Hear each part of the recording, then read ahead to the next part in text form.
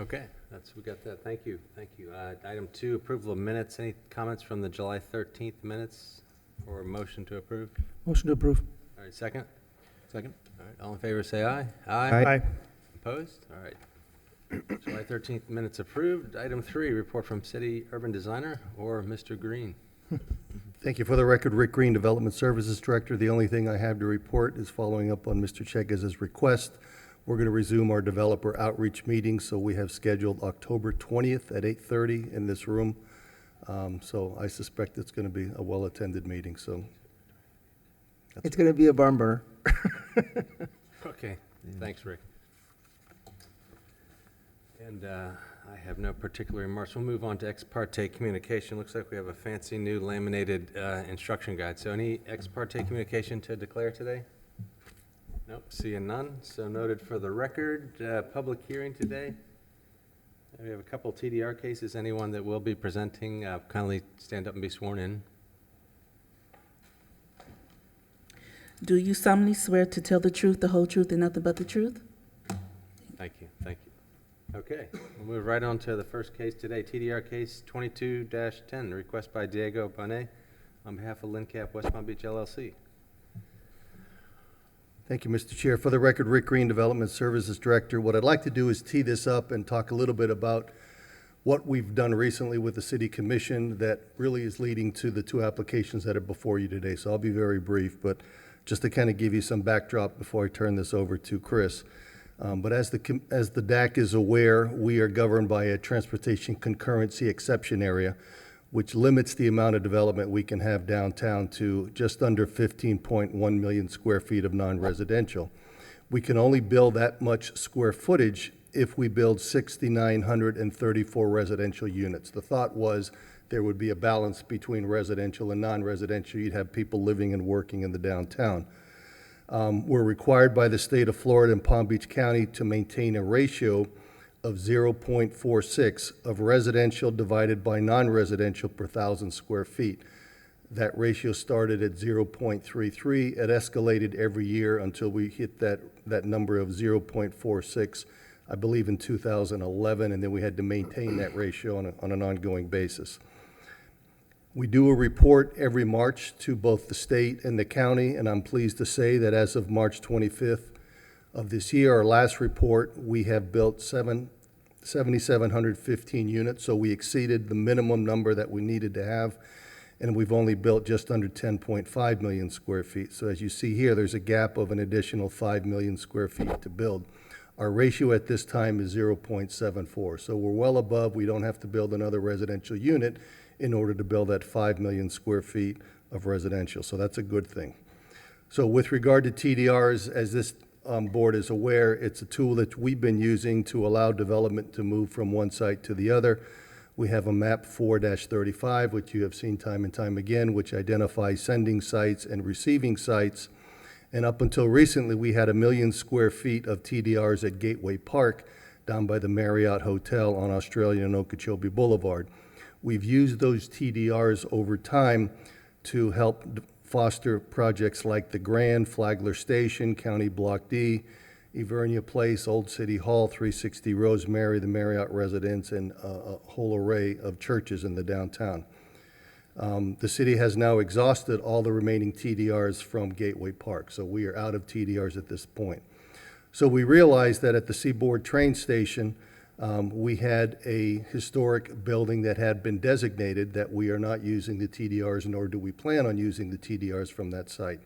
It has an FAR of 7.0, so when you subtract out the development potential and what exists there today with the station, we've generated 378,231 square feet of TDRs that the city could then sell to help offset the loss at Gateway Park. Now, in order for the city to sell those TDRs like any other project or any other church that is transferring TDRs, we had to make repairs to the existing Seaboard train station. So you see the condition of that building a little while ago, and I'm pleased to say that the city came in, we repainted the building, made improvements to windows, doors, etc. That allowed us to utilize the TDRs. In addition, you may remember a while ago, we changed the zoning of the Jose Marti Park from Flagler Waterfront District 5 to urban open space that functions like it does with the churches, that allows us to create TDRs. So we gave the majority of those TDRs away for free to St. Anne's based on their historic designation, but we did have a remaining balance of about 20,848 square feet. Unrelated to the two applications you'll hear tonight, we have been working with the school board with regard to the Dreyfus School of the Performing Arts. They have 4 historic buildings that could be designated in an effort to generate TDRs. I'm pleased to say that that application came in on Tuesday for these 4 buildings, and we've been working with them for about 4 or 5 months on a developer agreement whereby the city would purchase the TDRs from the school board and then in turn immediately flip them to developers who needed them. We wanted to go this route as opposed to one developer coming into the school board, buying them all from the school board, and then other developers not having an ability to do their projects. So we would be, if you will, the middleman between the developer and the school board in this case. So this is moving forward, and you'll be seeing this in the near future as well.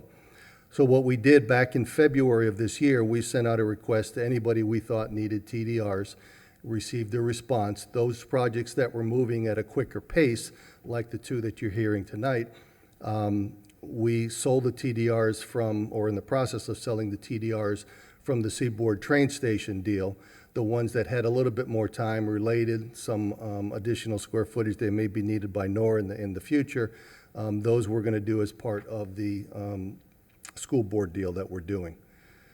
So we had to bring these individual agreements to the commission, which basically allowed the developer to purchase those TDRs from the city. So the first step in the process was to execute both a resolution and the agreements. So the 2 that you were hearing today, we brought to the city commission on July 11th. You see the square footages that they are asking for, the price that they are paying, $17 a square foot. We brought another agreement with Nora to the July 25th City Commission meeting, and then just this past Monday, we brought the last or the 4th agreement to West Palm Beach Fern Holdings. So collectively, all of these agreements, Nora, as you see, also had the remaining balance from Jose Marti Park, just under 400,000 square feet at a price of just over 6.5 million square feet that goes back to the city. We intend to then use that revenue to help foster and fund additional workforce housing projects in the city. I'll mention that there's an additional 1.4 million square feet still remaining from other private sources, albeit they're in small chunks that are maybe a little bit more difficult to assemble. And then again, with the Dreyfus designation, there's approximately 489,000 square feet of TDRs that they can sell when we execute that agreement. So there's 4 agreements that were recently executed by the city. The first 2 that were approved on July 11th, you're hearing tonight. I won't go into detail because you'll hear that presentation separately. The following meeting, we approved the agreement for the Nora District. You're familiar with what they are doing. And then the last one is Palm Beach Residences West, which is an application that was submitted. It's gone through PPRC. When they are ready, they will come before you, hopefully in the next couple months. So that's kind of a summary of the 4. Again, the revenue generated from Seaboard Station under just over 6.2 million, another 354,000 from Jose Marti Park, and then the Dreyfus School will generate 8.3 million in revenue that they will get. They're going to use that money to fix up part of the existing downtown campus and for other uses, which I'm not privy to at this point. So that concludes my presentation, just kind of setting up the next 2 so you have an idea of what we've been doing. No, thank you. Very impressive. Nice presentation. Thank you. Anyone have any questions for Mr. Green? Real quick, thanks, Mr. Chair. Rick, with the 5 million square feet that hasn't come online of the non-residential, is it still Class A office that's going to fill that gap? Or do we see, do we have an idea of what that last 5 million might look like? So I did a little spreadsheet maybe 2 weeks ago and sat down with the mayor and went through it. So it's everything that we can imagine that we know of as of this time. It's not necessarily Class A office. Hotels is a 3rd category, so hotel doesn't factor into that non-residential count, but it's basically retail and any type of office, whether it's Class A or any other office. So we made some estimates based on what we think that Related is going to be doing in the square. They have a series of offices they're going to be building there. Everything else that you have seen that hasn't been built yet, we had to use the entitled project. So Jeff Green, for instance, north of West Palm Point, the tent site, there's a project called Opera Place that's been approved for many, many years, so we had to figure that into the account. So when you add up everything that we know is coming, we think is coming, that's entitled, even though it may not get built, we think we're at about 14 million square feet right now. So we're getting close, but we want to do that advanced planning so we're ready to address these projects when they come in. Thank you. Interesting. Anyone else? Any other questions? Kim?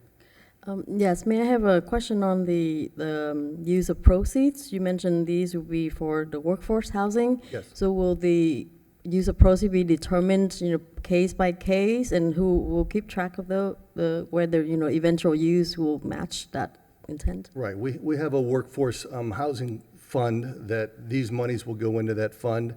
At the end of the day, it's up to our city commission how they want to expend those funds. They can choose the spending on something non-workforce housing related if they choose. But for now, all of that money is going to go into a workforce housing. It could be used for incentive to help make a pro forma work on a project that might be falling a little bit short. It could pay for improvements that might be needed, whatever it might be. But it's going to be reviewed on a case-by-case basis as these projects come in. Okay, thanks. Anyone else? All right. Thanks, Rick. Thank you. Nice presentation. Appreciate it. Okay, now we'll move into the cases. Kimberly. Good morning, Chris Kimberly, Urban Design Planner. So the first TDR case here is 22-10. It's the Seaboard train station to 506 and 524 Datura.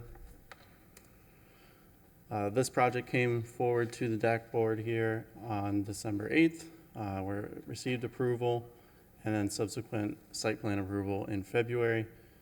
This is for the mixed-use residential hotel building just behind the Parkline structure there. Features both hotel units, residential units, some commercial ground floor space, and amenity spaces as well. For this project, the 65,841 square feet of TDRs are needed to facilitate the development. And staff finds that the proposed transfer of development rights is in accordance with Section 94-132, and the suggested motion is prepared there. Any questions? Thanks. Appreciate it. Any questions for staff? Anything from any other representatives from this project? Anyone in the audience want to comment on this case? Seeing none, we'll close public discussion. Anyone like to make a motion? Motion to grant transfer development rights.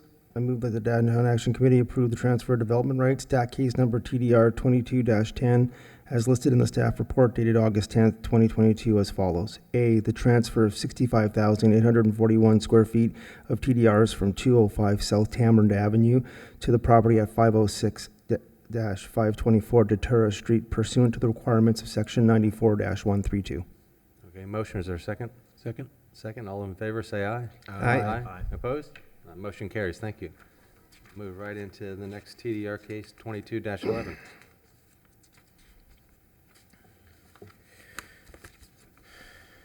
So TDR case 22-11, it's 205 South Tamarind, Seaboard train station to 609 Avernia Street. This project has not formally submitted yet for site plan review, but the applicants have had several pre-application meetings with staff. The intention so far is to combine lots 609, 613, and 617 Avernia Street for a hotel project. The applicant is requesting the 44,895 square feet to facilitate this hotel project when it does come in. And once again, staff does find that the proposed transfer of development rights is in accordance with Article 4, Section 94-132. Any questions? Okay, any questions for staff? It concludes staff. Any other presentation regarding this case? None? Any public comment on this case? Seeing no public comment, we'll close public comment and take questions or a motion. Motion to approve the granting of transfer development rights. I move that the Downtown Action Committee approve the transfer of development rights, DAC case number TDR 22-11, as listed in the staff report dated August 10th, 2022 as follows. A, the transfer of 44,895 square feet of TDRs from 205 South Tamarind Avenue to the property at 609 Avernia Street pursuant to the requirements of Section 94-132. Okay, motion, is there a second? Second. Second? Motion second, all in favor, say aye. Aye. Aye, opposed? None, motion carries, thank you. Thank you. Thank you, everyone, for a nice, brief, thorough presentation. That's it for today's cases. Any unfinished business or new business on anyone's part? Ms. Doe? So may I ask staff to review, I was, I was walking on the public access portion of the Bristol a couple of times recently, and I know, I think that, there were some additional height that we exchanged to the developer in exchange for public access of the outdoor area. I'm not sure what the public access or public enjoyment, what was the intent, because there was absolutely no seating available at all. There's just, the public can walk through, but it's like a sidewalk. You can walk through, but you cannot do anything at all. So I think the intent was, you give additional height to the developer who built, additional condo units, and now it's beautiful condo, and the homeowner have enjoyed substantial increase in their value, but the public is not really getting anything. So if we could just kind of review that case and maybe in future cases, so that we know that we exchange equitably, we exchange a piece of cake for ice cream, but maybe the cake is growing into a beautiful wedding cake and the ice cream is melted away. Nobody can really enjoy anything. Yeah, we'll look into that. The Bristol is outside of the downtown boundaries. They did not receive any additional height as an incentive. They came in as a planned development, which allowed them the height. In working with staff, we had them shift that building from the middle of the site, I remember this clearly, to the north end, and then provide the public access, which was the sidewalk, which basically ran behind the building along the Intracoastal and back out to Flagler. We'll check the approved site plan to see if there were any benches or anything that were required as part of that development. Off the top of my head, I don't recall. Yeah, I mean, I understand they wouldn't want to have like long benches where the homeless can lay down and things like that. I understand that completely. But at least, maybe some individual seating arrangement, some type that the public can actually, linger a little bit instead of just walk through. Thank you. Take a look. Okay, good point, thank you. Anyone else have any other commentary or other business to discuss while we're here? Okay, I guess we'll adjourn today's meeting. Thank you, everyone, for your time. Thank you. All right. 19 minutes.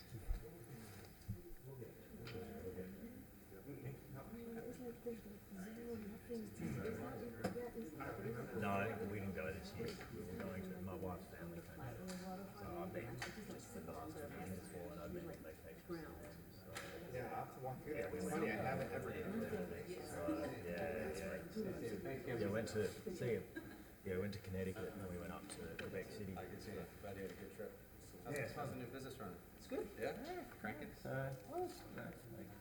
Every month's getting busier than the last. Wow, this is an amazing. Yeah, exactly. Yeah, This is amazing preparation. Wow. Yeah, I definitely would love to have this. Yeah, thank you. Usually, do you do this the day before or like the day of? That's right. I just if it's like the day before, I can walk over and pick it up. Is it okay? So he goes, yeah, I talked to and I was around. I'm like, okay. Yeah. You're beautiful. Can I just walk over and pick up the hot cup? I love this.